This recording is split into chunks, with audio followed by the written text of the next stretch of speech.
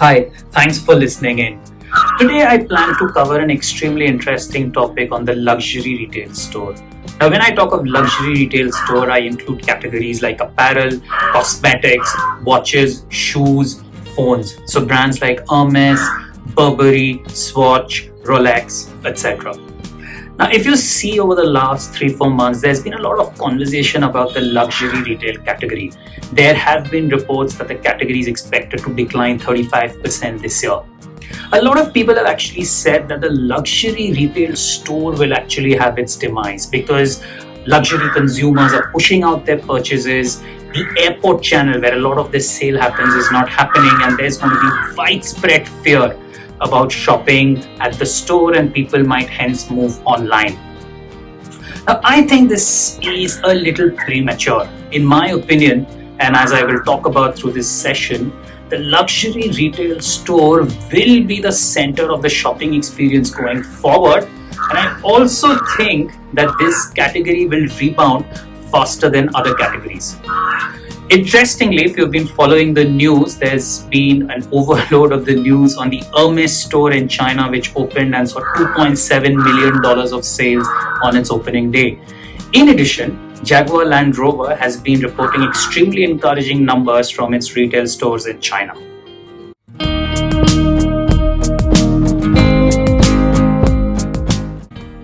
Now, before we move on, it's important to understand how the luxury consumer actually behaves. Now, a luxury consumer doesn't operate like a regular consumer. So what does she actually value? So in terms of buyer values, a luxury consumer values buyer values like exclusivity, like the actual physical shopping experience where she comes to know about the artistry, the precision, the brand story. She wants to buy a brand that reflects her lifestyle and her aspirations. A luxury consumer is not likely to downgrade in a recession economy. She will not buy a cheaper SKU or push out the purchase for the purpose of pushing out. A luxury consumer does not like blatant advertising. You can't go to her and say, buy my product, buy my product, buy my product. You don't do that typically. It is sold in a very nuanced way through referrals and subtle selling channels. Now, because a luxury consumer is able to pay that disproportionate amount, and a large portion of that amount is because of the physical shopping experience, the store will remain at the center of shopping experience, although with a few intelligent tweaks.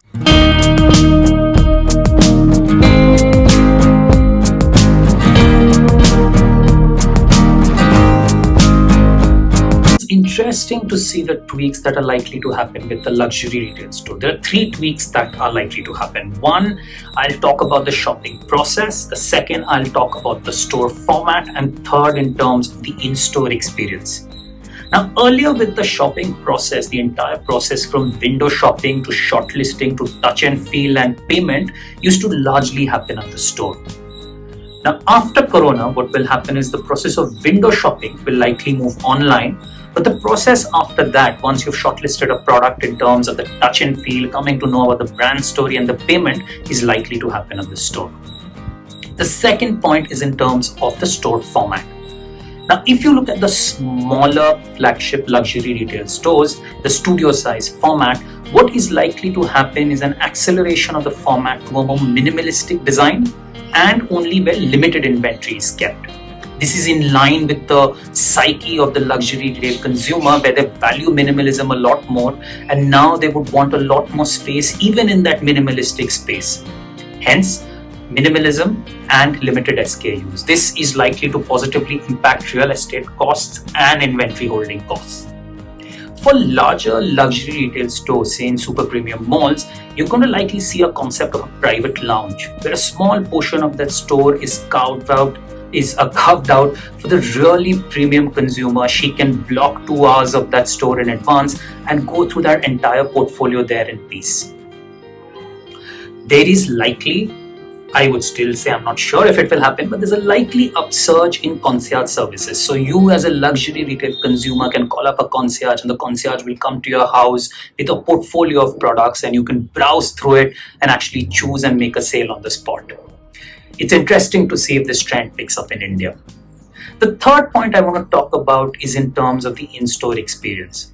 Now, it's obvious that there will be contactless payments, there will be contactless shopping. In specific industries like apparel, there's likely to be an acceleration of digital trial rooms. There's likely to be an acceleration of augmented reality. The one nuance that's very specific to luxury retail consumers is the nature of packaging. Now, given what is happening, the packaging is likely to become more robust to take care of safety concerns and will start looking more exclusive and more premium.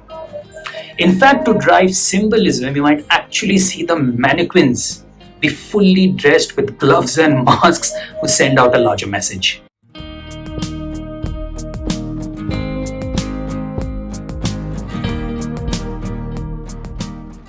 So in summary, I think the prophecy of the death of the luxury retail store is amateurish at best.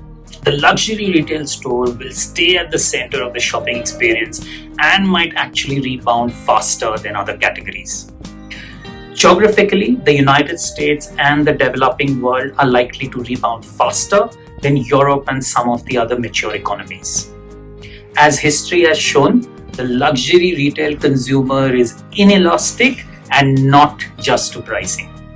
So that's all from my side. Do let me know what you think of this conversation. Drop in your comments below and do subscribe to the channel, and look forward to speaking to you again.